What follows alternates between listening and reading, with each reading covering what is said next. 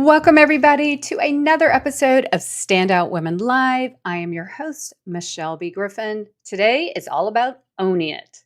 Today, I'm really excited to introduce my friend and fellow champion of women. Welcome to the show, Sharon Ehrlich. Hi there. Hey, it's so good to have you here. Sharon is the founder and CEO of Living While Leading. Did I get that right? Or Leading While Living. Did I get that right? Living while leading. That's right. Yeah. So she has been someone who's been on each other's radar really for the last year and a half. We share a vision of helping women just really own it. Her with Own Your Room, me with Own Your Lane. But we're going to get into this whole topic. So if you're a seasoned women professional and you're ready to own this season of your life on your timeline and your terms, Sharon has this brilliant framework all about owning the room. So let's get into it. What does own the room mean, Sharon? Well, first off, thank you for having me as a guest on your show. Michelle, you know that I've been a fangirl for a quite long time. So it's quite a stunning moment for me to be here with you and to have an opportunity to speak to your guests. Thank I you. created a framework a few years ago in response to something that I started to see with my coaching clients.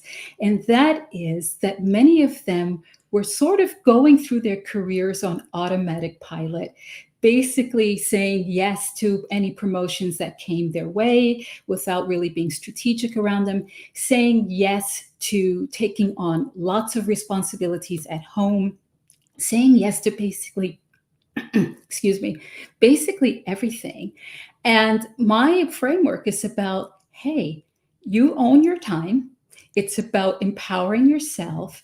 And if you really want to move the needle on living your life in some sort of balance, you have to take control. And that means owning the room.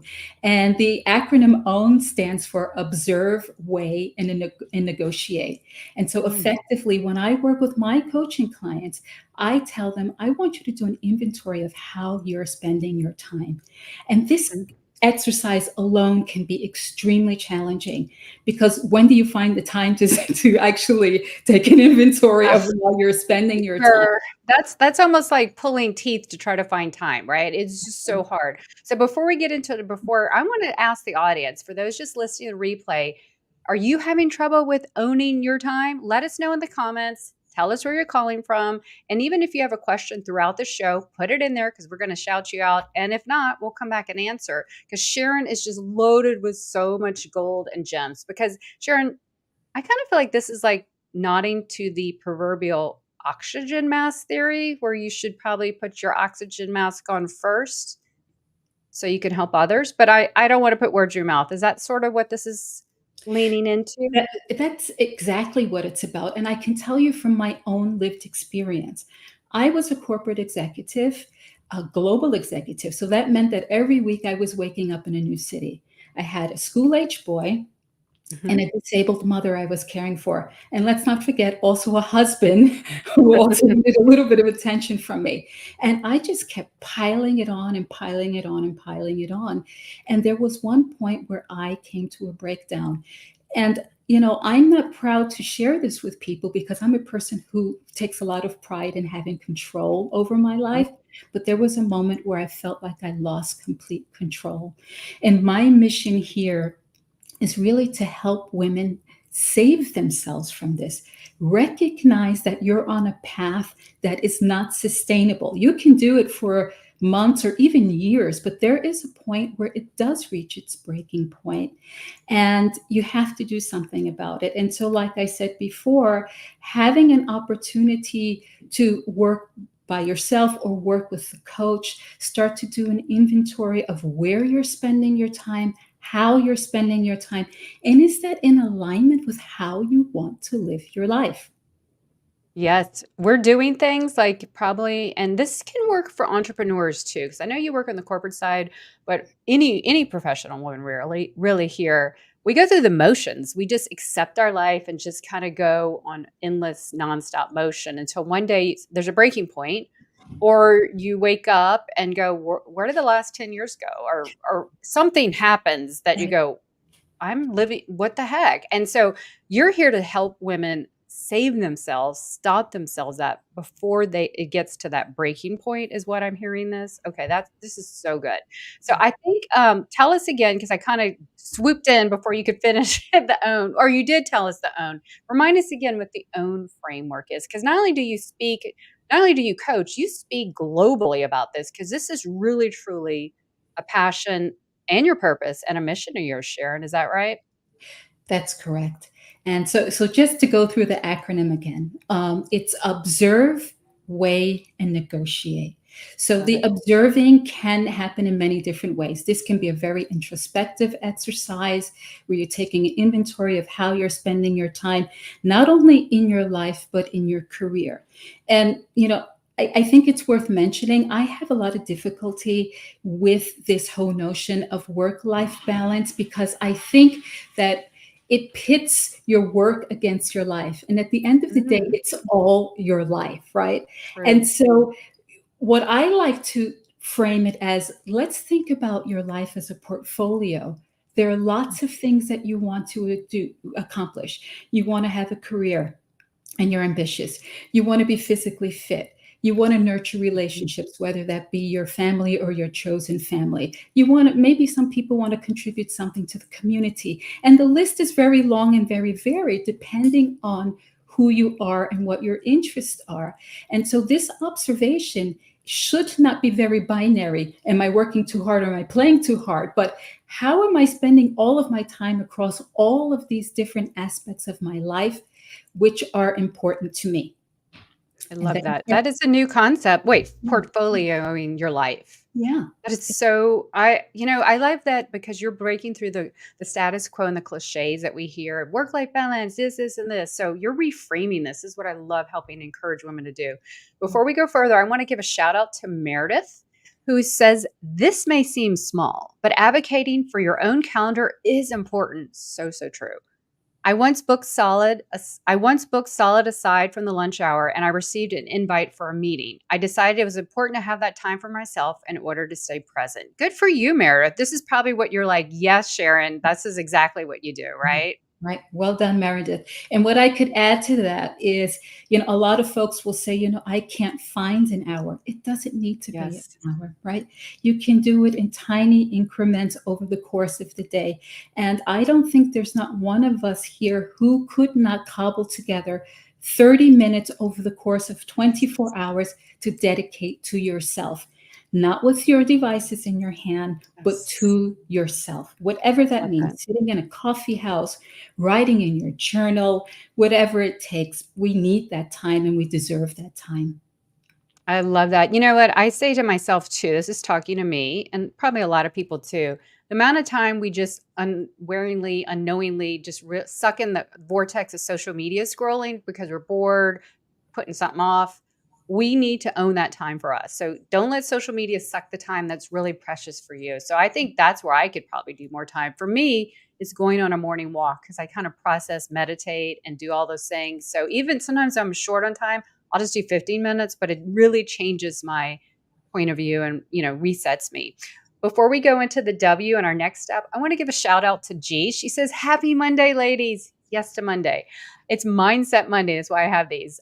Thrilled to catch this today, Michelle, and wow on this own framework of Sharon's. Yes, yes, yes. Thank you so much, G, Yes. for that. Thank So you.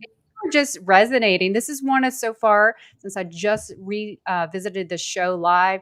This is one of the most highly invited or signed up for events, Sharon. So you have struck a chord with this. Women here are saying enough. It's time to own me. So this is brilliant. So let's get into W. The next step is W. So the first we have to observe, right? Right. Where am I finding gaps and opportunities that I can seize a little bit of time? And I'm assuming each little time can build up. So you find that small time and then let it grow a little bit, right? I'm just assuming, but seems Right. logical. I mean, the other part of it, Michelle, is, once you've done this inventory, then you have Mhm. to look at it with a very critical eye and understand, where am I spending time where I don't really need to spend it anymore? If you're a leader, this could mean that maybe you delegate more and you get rid of your fear of delegating, your fear of having things done perfect. So you do them yourself instead of letting other people do it and grow, right? That's one aspect of it. The other aspect of it is that most of us have so much crystallized intelligence, meaning that over the course of our work experience and our lived experience, we just get it. We know how things go. And there are just some things that are not a good use of your time Yes. anymore. You could spend your time on things that are so much more impactful. And so the weighing part is to say, is this still worth being part of my normal routine? And if it's not, then the strategy that's part of the end is to negotiate, how do I get rid of it? Or I how do I love this. reduce it? Yeah. This is so simple. This is so simple. Like, see what's wrong, figure it out, and then let's figure so this is like a no excuses framework, right? This is Yes. a no fluff framework, which I call it. So I'm really interested in step two. Like, how do we figure out the balance? What are some really practical tips so we can weigh the odds, so to speak? Well, one of the things that I always try to explore with my coaching clients, who, like I said before, are really high performing professional women, is to say, how important is that to you now? Because let me give you an example of a conversation I had with an Mhm. executive. So, this was somebody who had fought and climbed the ranks to the highest level of her organization. What she also did was, that we all understand that there are not a lot of women on boards. So Yes. she was on a board for this and an advisory board here. And those were really hard won for her to get those positions. But Mhm. 10 years later, they didn't have the same importance to her now than they did 10 years prior. And so part of that weighing is to also look at these things that we're doing with a very critical an eye and say, I know that was my baby. I did love doing that. And that did teach me a lot. And I did meet great people and it added tremendous value then. But the Yes. person I am today needs something different. And that's why the weighing part can be very challenging because those are things that we fought for. Those are things that we wanted in many cases, but we have to find a way to release them. Well, that's so true because we tend to cling on to things just because we're used to them, and so you're acknowledging and normalizing. You see what's now, and maybe even a little bit in the future. So the past is sometimes not an indicator of the future, as they say, right? Mhm. So I love that. Let's give a shout out to Linda Brubaker, who says we all need to give ourselves permission to put ourselves in the picture in the calendar. Boom! What a quote! I think that needs to be a quote, Linda, on a future post. That is so good. Yes. So I agree. And I'm sure Sharon is like, heck yeah, that is so good. So I'm guilty of that too. I'm an overly sentimental person. I can think in the context of like, I know this doesn't um, exist or this isn't what you're trying to say here, but I think of stuff like my kids' toys and stuff. They're very grown, but I have a hard time shedding stuff because I'm sentimental. Like it felt like it's part of me and all this. But yes, that is part of you, but that's not part of you now. It's still you, but it's not the current you. Is that what you're trying to get here, Sharon? Because that's what I'm Absolutely. okay. Absolutely. Okay. And there's another way to frame it. Hmm. For those of us who are mentoring women or who are sponsoring women, who are leaders of mid-career people, it's an opportunity to give someone else a chance to grow, right? Wow. And so you grew and you were able to extract as much as you could from that experience, whatever it is. Maybe it's something that you're doing in the office, maybe it's something you're doing in your community, etc. And pass the baton. Yes. There is a huge part of generosity that lies in this way phase because you're saying, I'm giving it away. I got I what I love it. could from it. And now I'm giving it to you because you will grow and you're going to get such a wonderful experience doing this thing that I did 10 years ago. So that's another aspect of the way that I think when it's framed in this way, then it makes it a little bit easier to release it because you realize you're not releasing it and dropping it. You're giving it a Yes. second life. And this is That's so so good. beautiful. That helps me automatically when you frame it. Oh my gosh, yes, it's time to someone else to take the baton. I love that. It's so good. Sharon, you were just dropping so many like quotable moments, as I say. This is so good. Shout out to Sharon Perry Ferrari, who has the coolest name ever, just flows off your tongue. Letting go and delegating can be hard, but it does liberate your schedule. Goodness gracious, yes. I mean, time we can't make. I know it sounds so cliche. We can't remake it. We can make more money, but live in the moment has. I'm looking at that quote, over here, and that's always been my guiding star. And I'm always not the best at it, but you are definitely telling us this is what you do. Hey, Suze. Sue Cullen is here today saying, is this worth being part of my normal routine? Oh, yes. Strike it another chord with your great comment, Sharon. Thank you, Jillian Sue. says, love that. No fluff framework. Yes, I'm all against fluff and all for foundation. So you are nailing it today with everything you do, Sharon. And Thank she you. says, Linda, well said. Okay, so we're getting now to the most important part, the change making part of this incredible framework, negotiate. So I know we're all going to be wondering, tell us how to negotiate a better self, a better timeline on our terms. Right. This can be very challenging. And why this is challenging for most of us is because we take our commitment so seriously and we don't want to let people down. And so the moment that you say, I don't want to sit on this board anymore, or I don't want to be the head of this employee resource group anymore, or whatever it is, there's going to be someone on the other side receiving that message who potentially is not going to be that amused or enchanted by what you're saying. And so the negotiating part is, it's also about thinking about, how am I going to engage in this conversation so that everybody wins? So that Mhm. people don't feel like they're losing something, but that they're gaining something. Because let's face it, at the end of the day, every bit of negotiation is about selling. I had a very long career at IBM, and I know what it means to make people feel like there is a value in agreeing to something, and I hate to break things down into that sort of a framework, but at the end of the day, most of our conversations, even with our youngest children, are about creating a value statement. You eat your peas and then you get to play with your Game Boy, right? Exactly. So there was like this sort of bit of carrot stick sort of thing. And so the negotiating part, and I don't mean to make light of it, can be very challenging because people have expectations of us, particularly when they know us to say yes to everything. Yes. One of my clients, Sherry Berry, who helps women in mid-career who have high achieving spouses. She's a purpose and well-being coach.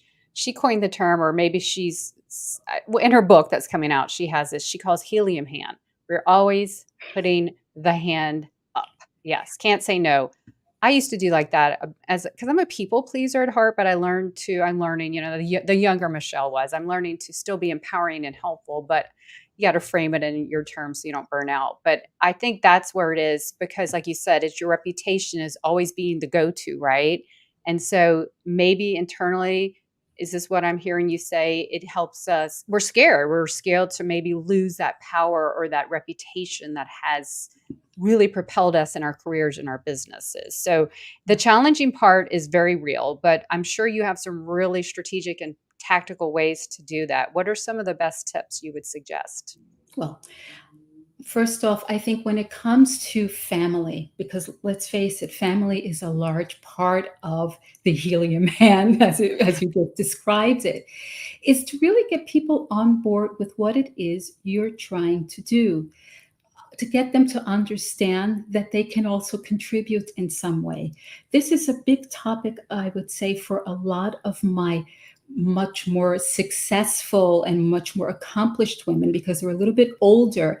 So they have elderly parents that also need to be cared for, as well as adult children. And invariably, what I see with many of them is that there's one person who's responsible for making the pharmacy runs and taking want the parents to appointments when there were other siblings or even adult children who could support that. And sometimes it's just, having, a sort of come to Jesus uh, conversation with the family Mhm. around the dinner table to say, hey guys, I've been doing it. I love doing it, but we all have to chip in a little bit more because I'm on the path to greatness in this area of my life, or I want to explore something that I haven't had the time to explore. And I know that you all want me to be happy too. So what can we all do together and roll up our sleeves to make this happen? I love that. So it's contribution. I'm hearing some themes here.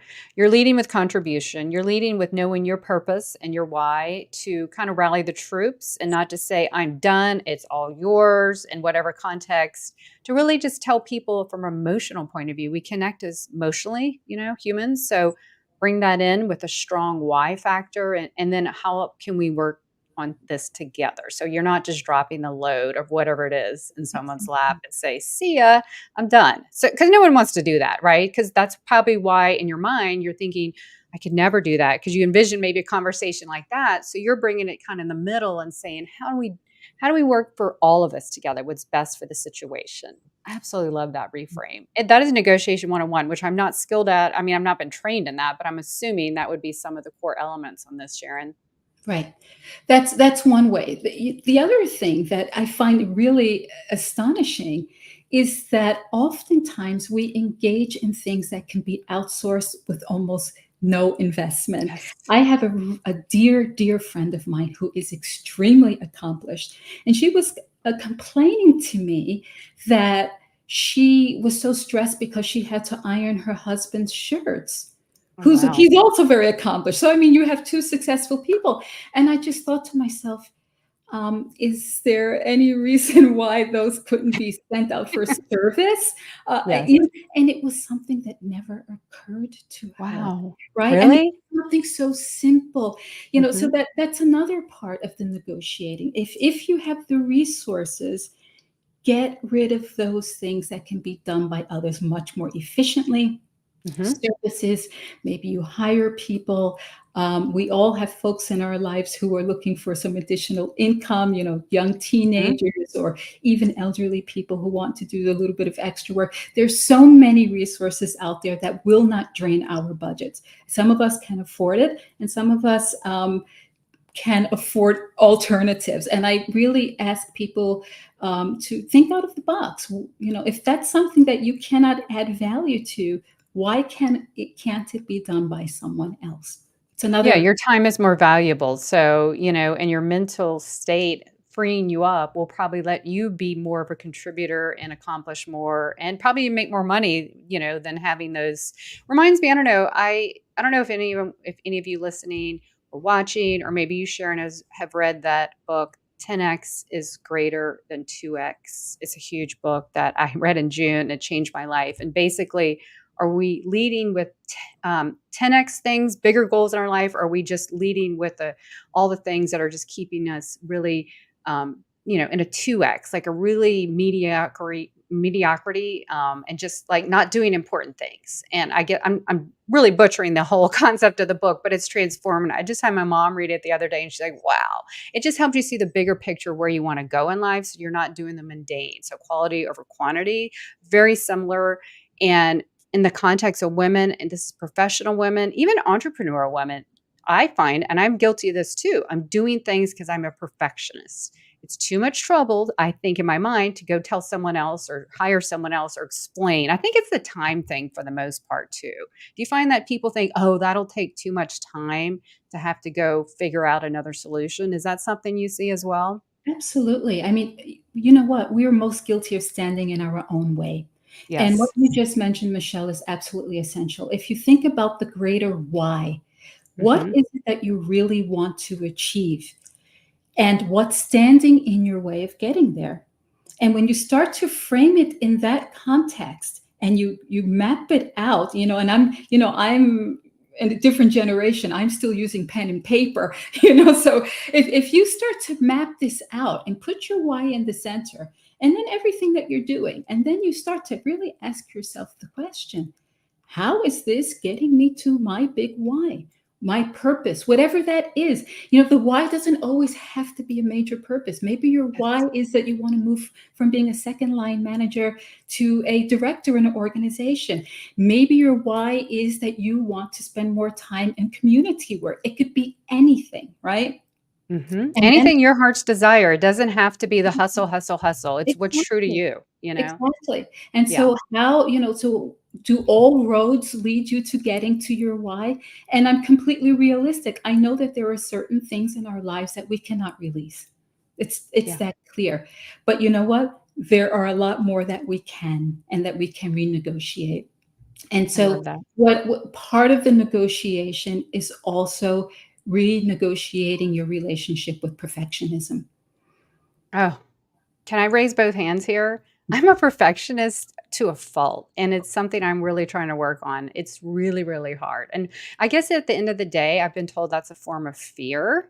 You don't want to release anything, or you always, I don't know. It's something I really struggle with. So I really need to apply the own framework, I think, to some of things in my life, Sharon. This is so good. Amelie, I think that's how you say her name. She is dropping so many quotable quotes like "less is more," "be vulnerable," "breathe." So I encourage everyone to go read these comments. G says, because I always recommend books, and G's like, "Yes to the 10x book. I need to continue making a dent." It's so deep that you almost have to. It's almost like you have to baby feed yourself it. It's so deep, but it really transformed how I think about things. So it's so good. So shout out to G. Sharon says, outsourcing when it comes to tasks that are not using your specific skill set. Yes, doing them is actually slowing your career growth. Absolutely. Wow. Boom. So true. Going back to the perfectionism things. So this is just so good. So Sharon, I know that you have just dropped so many gems. This is worth going to be like a repeat, a rewatch, so many good things. I love this. So now that we've owned it, we're going to try to own it. What can we look for to continue to own the room? Tell us your best ways to stay in the game that way. It's a tough question because sustainability is always the challenge when you're making any sort of transformational change in your life. And one of those things that I always try to encourage my clients is to have a quarterly review, just like you would in any organization. You ask yourself, okay, what did I tell myself were my main goals for this quarter or for this month? I mean, I think you have to have grace with yourself, and you should not beat yourself up if you didn't reach a goal. But you also have to ask yourself, what stood in my way? What were the circumstances that kept me from doing what I wanted to do the last 3 months?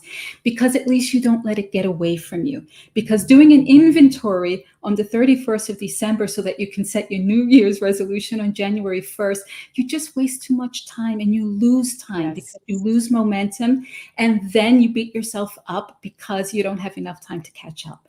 And And you so I think forget too. It's hard to remember at the end of the year, right? Who remembers what they did all year? That's so good. that having grace is important. Personal accountability plays a big role in sustaining any sort of change. End of So story. good.